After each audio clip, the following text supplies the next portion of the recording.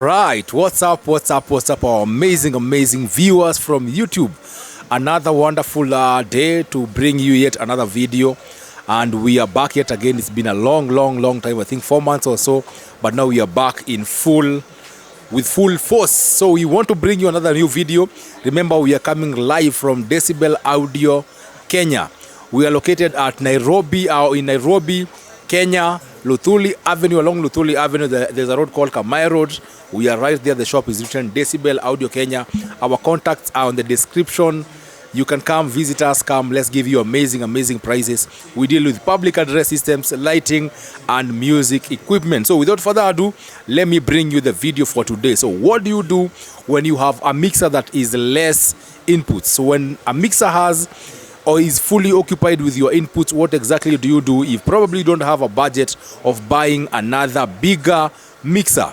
Maybe let's say you have a smaller mixer and you want to combine with your big mixer. How exactly is it even possible to combine two mixers to have one source of output? And the answer is yes. So let me show you examples of what might bring about the challenge of having your mixer limited. So when I'm talking about a mixer, I'm talking about this particular thing. As you can see right over here, this is called a mixing console. For example, the one you're seeing right over here has 12 inputs. So what happens when you have more than 12 inputs and you have another smaller mixer like this one?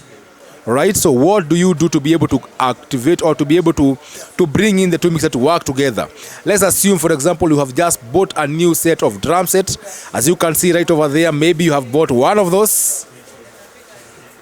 All right, maybe you have bought a drum set. So normally a drum set, you are going to need microphones to be able to power the sound coming from the drum set. So the mics will require 7 different inputs or more, depending with the size of, or actually the pieces of the drums that are in your drum set. All right, but the standard one is normally 7 microphones. So what do you do when you have a 12 channels or a 12 input mixer and you have just bought yourself another new set of mics, or you have other inputs as well, keyboards, guitars? You just keep on improving on your sound and stuff, and now you find yourself having limited inputs. This is the solution. You can get yourself this wonderful mixer. So this particular one is actually on offer. It's going for only 12,000 Kenyan shillings. The offer is crazy, amazing offer. It's called a Decibel CT80. So I'm not marketing this mixer, but I can, just because I can.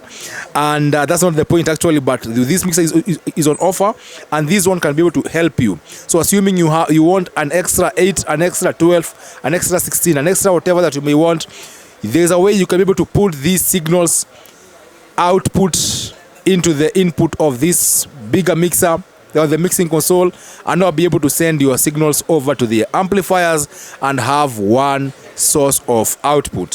So let me show you exactly how you do that. So I will unbox this mixer. So Willie, come over kindly, help me open this mixer. So the mic that I'm using today, if you like the sound, is called AKG P120 and goes for only 25,000. It's a condenser microphone, very nice, very clear sound, and as you can feel, it's very quiet and very clear. So the mixer comes with this adapter. It's a 16 volts adapter, all right, and then it's the one that we call the 3-pin adapter. All right, so this one is the adapter is 16 volts. Actually, this one is 18 watts and 18 volts, but normally they range from 16 to 18. So anything 16 to 18 will be perfect for you. So this one comes in as a package. So hold this for me, Willie. So this is the mixer. So this is the mixer as it looks. I hope you can be able to see it, and I will explain now. I think Willie, just come and hold it for me. So I will explain this mixer. So this mixer has what we call 8 inputs. So these are what we call the line inputs or the mic inputs, right? So either line or mic.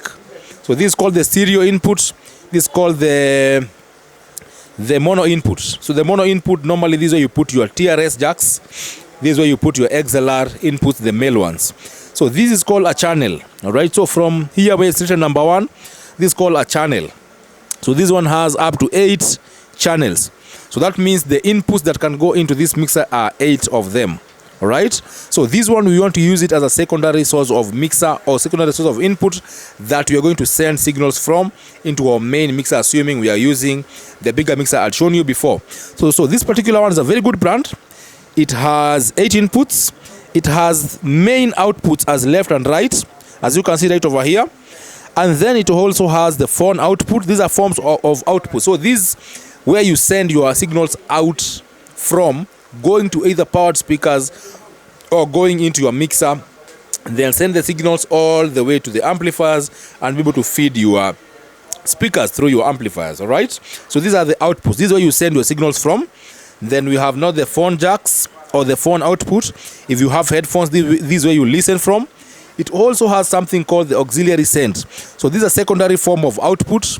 Let's say maybe you have different sources of outputs that you want to use. You want to use for your monitors, you want to use for your subs, you want to use for your front of house, and you want to control them separately. The more number of outputs you have, the better, because you can be able to control them individually. So we have this auxiliary. It has return. It has effects, it has all these inputs for the RCA, the tapes, and these are the tapes in and out as well. And then these are substitute of the control room out, the left and right, all sources of outputs going into your different speakers or your different amplifiers. All right, so that is it for the inputs. The normal controllers, as you know, the gain. All right, so gain, normally this is a video maybe for another day, but gain, just a form of volume that I've always advocated not to use unless you really need to use it. Then we have the high frequency, written as HF, the mid frequency, low frequency. This is the auxiliary volume. So if you want to use specific output to go to specific amplifier, to a specific channel, you're able to do that from a particular input channel. So let's assume you want this channel number 1, whatever is coming in, to go to only monitor speakers and not channel number 2. So you're going to put this one activated, the auxiliary, and then you deactivate the auxiliary from channel number 2. So this is called the auxiliary output. Then we have the effects. These are the effects normally used for guitars or any other form that you may need.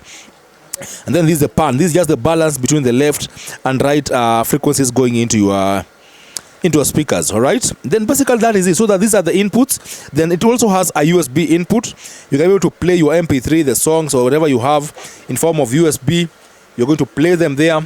It has a phantom power. So the phantom power normally is for the microphones that like the one I'm using right now, we have somewhere, but today we are using a sound card, so we have activated the 48 voltage to be able to support the microphone that you're using, which is a condenser microphone. So that was not a lesson for today. So basically those are some of the features, the frequency indicators, the tape in, blah blah, all these things. So we'll come and do a review, proper review for this mixer, but it's a very good one. So this is where you put in your inputs. All right, so remember we have said this was secondary mixer.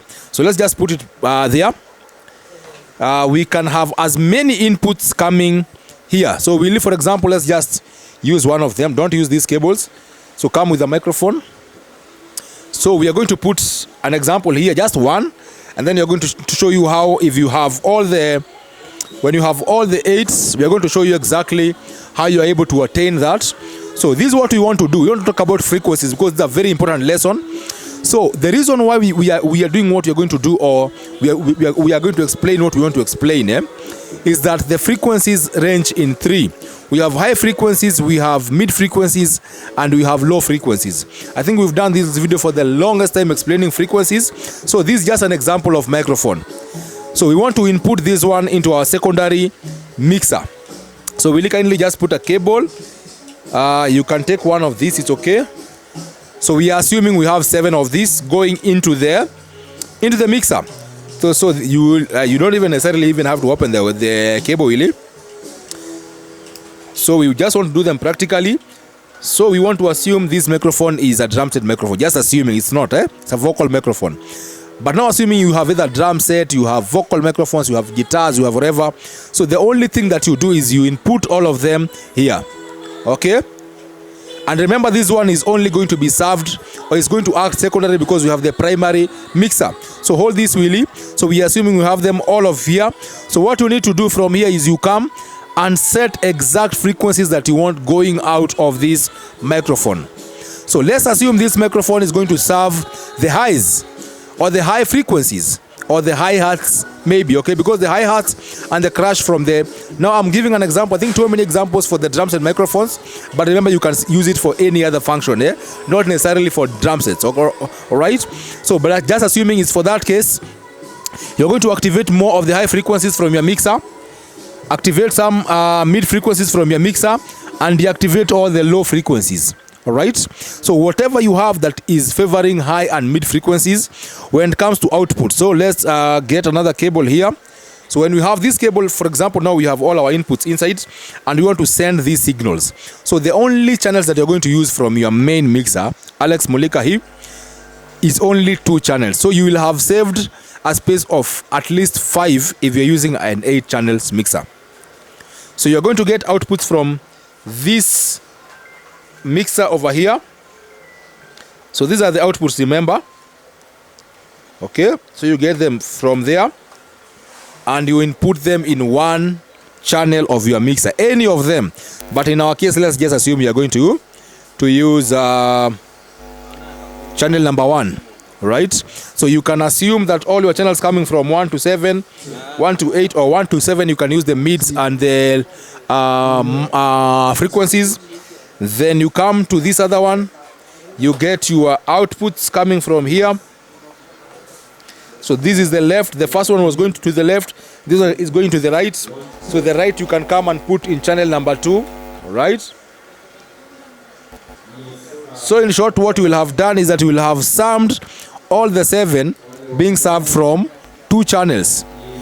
All right, so in total you will have so many of these but being served from this channel. So you can assume your channel number 1 can only serve the low frequencies, because now the low you don't want to interfere with the mid and the high.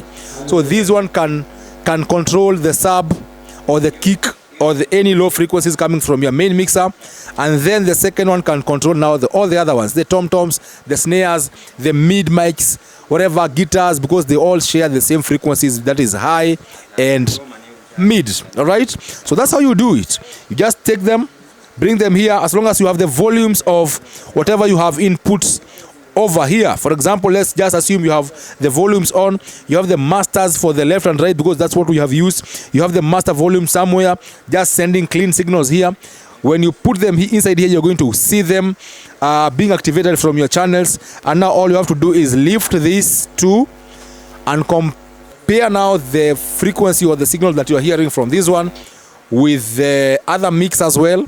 So you'll have your masters now being the left and right from the main mixers. All right, so from there, if you're using a powered mixer, directly going into your speaker. If you're going to use depending with wherever your signals are headed to, either to the powered speakers or to the amplifier, then you have all your inputs set from the inputs, and then we have your outputs now coming out from your main, going into your full of house, your auxiliaries and wherever. But now all your outputs will be coming from there.